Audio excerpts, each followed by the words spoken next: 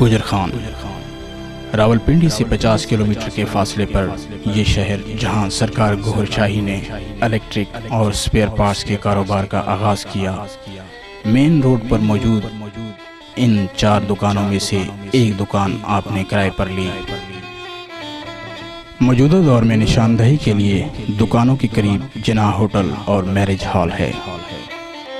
یہ ٹینچ بھاٹا مقلاباد بازار راولپنڈی ہے، جہاں آپ نے گیس کے چولہوں کی انڈسٹری لگائی، جس کا تذکرہ روحانی سفر میں ان الفاظ کے ساتھ موجود ہے۔ میری انڈسٹری کا کاروبار خوب چمکنے لگا، انڈسٹری میں کافی محنت کی، خوب پیسہ کمایا، اچھا خاصا کاروبار کیا۔ کچھ عرصہ سانگڑ میں بھی آپ نے الیکٹریکل کا کاروبار کیا۔ روحانی سفر میں سائیں اسلم کا واقعہ تحریر ہے۔ ہم صرف اس علاقے کی نشاندہی کر رہے ہیں۔ راولپنڈی پرانا لال آزار تلسا روڈ کے قریب سائیں اسلم کا یہ گھر واقع ہے۔ انہوں نے صرف اتنا بتایا کہ بہت عرصہ پہلے سرکار گوھر شاہی میرے پاس تشریف لائے تھے۔ روحانی سفر میں حضرت امام بری سرکار رحمت اللہ کا بھی تذکرہ تحریر ہے۔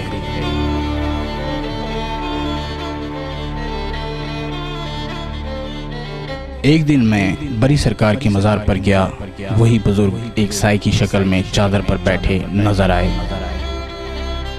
ہر سوال کا جواب تسلی بخش دیا۔ اب مجھے یہ یقین ہو چکا تھا کہ یہ بزرگ امام بری کی روح مبارک ہے۔ امام بری سرکار کی روحانی حکم سے آپ سرکار نے 3 دن کے اندر تزکیہ نفس کے لیے دنیا ترک کر دی۔ امام بری سرکار کا واقعہ سرکار گوھر شاہی کی تصنیف روحانی سفر میں تفصیلاً درج ہے۔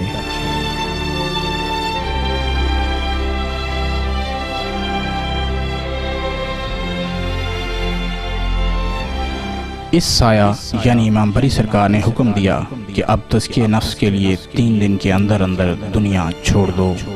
حکم کو تیسرا دن تھا، رات کے 12 بج رہے تھے۔ آنکھوں میں آنسو لیے دھیرے دھیرے قدموں سے نامعلوم منزل کی طرف روانہ ہوا۔ قدم لڑکھڑا رہے تھے، اتنے میں ایک ٹیکسی قریب آ کر رکی۔ پوچھا کہاں جانا ہے؟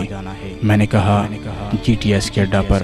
ٹیکسی سڑک پر دوڑ رہی تھی اور میں اپنے آبائی شہر کو ہمیشہ کے لیے خیر آباد کہہ رہا تھا۔ سرکار گوھر شاہی پہلے لاہور داتا صاحب پہنچے۔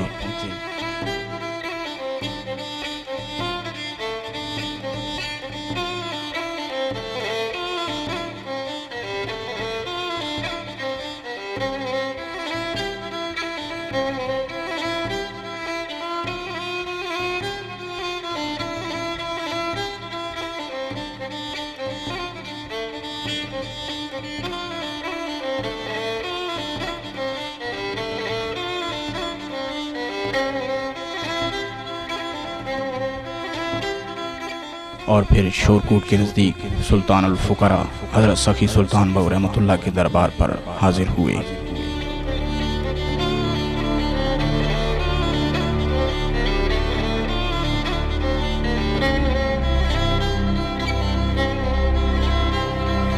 آپ فرماتے ہیں کہ انہی کے حکم سے نور الہدا خریدی اور پھر 7 شریف روانہ ہو گیا۔ بس کے طویل سفر میں نور الہدا پڑھتا رہا۔ اس کی ہر سطر میرے دل پر اثر کر رہی تھی۔ ایک جگہ پہ لکھا تھا کہ جو اس کتاب کو پڑھ کر بھی واصل باللہ نہ ہوا، کم بخت بے نصیب ہے۔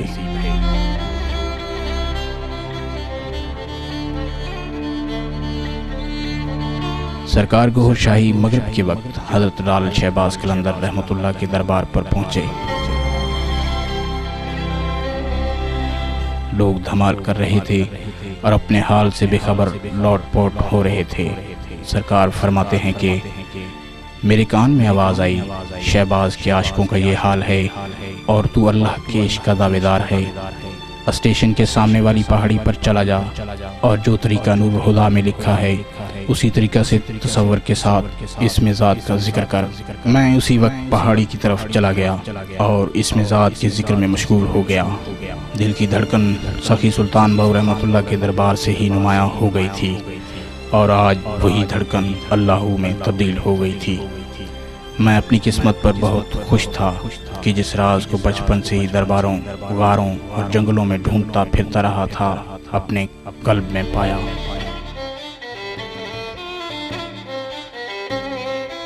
7 اسٹیشن کے ساتھ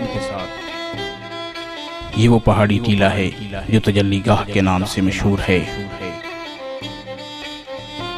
جہاں کلندر پاک نے سرکار کو اس میں ذات کی مشق کے لیے بھیجا تھا۔ اس جگہ کا واقعہ کچھ یوں ہے کہ آج کی شب یعنی 15 رمضان المبارک جب سورہ مزمل کی تلاوت کر رہا تھا، میں نے دیکھا کہ فجر کا سماں ہو گیا اور پہاڑی کے ارد گرد بے شمار کرسیاں بچھ گئیں، اور پھر ان کرسیوں پہ بے شمار بزرگ عربی لباس میں ملبوس رونق افروز ہوئے۔ 13 آدمی میرے قریب کھڑے کر دیے گئے اور ایک صدا آئی، آج چناؤ ہونے والا ہے۔ وہ آدمی عمر میں مجھ سے کافی بڑے تھے، کسی نے صرف کپڑے کی دھوتی اور کسی نے درختوں کے پتوں سے اپنا جسم ڈھانپا ہوا تھا۔ معلوم ہوتا تھا کہ عرصہ سے جنگلوں میں چلے وظیفے کر رہے ہیں۔ اتنے میں آسمان سے بجلی کی مانند ایک لمبی رو آئی اور میرے جسم پر آن گری۔ حاضرین حیران تھے کہ یہ کیسے ہو سکتا ہے، کل کا آیا ہوا پرانوں پر سبقت لے جائے۔ ان 13 آدمیوں کے منہ سے نکلا کہ شاید بھول ہو گئی۔ اتنے میں دوبارہ برقی رو آئی اور میرے جسم پر آن گری۔ ان 13 آدمیوں میں سے کسی نے غصہ سے، کسی نے حیرت سے میری طرف دیکھا اور چلے گئے۔ اس واقعہ کے بعد میرا جسم سخت بھاری ہو گیا اور میں بغیر کوئی مشق کیے لیٹ گیا۔ بال بال سے اللہ کی آواز سنائی دے رہی تھی، حتیٰ کہ دل سے ایسی سریلی آواز آ رہی تھی جیسے کوئی بچہ اللہ پڑھ رہا ہے۔ میں جس سمت دیکھتا لفظ اللہ لکھا نظر آتا، اور اب دل پر بھی خوشخط سنہری لفظ اللہ نظر آیا۔ بے اختیار زبان سے سبحان اللہ نکلا۔ آج کے بعد کئی قسم کی مخلوق اور کئی بزرگوں کی ارواح مجھے دیکھنے کے لیے آتے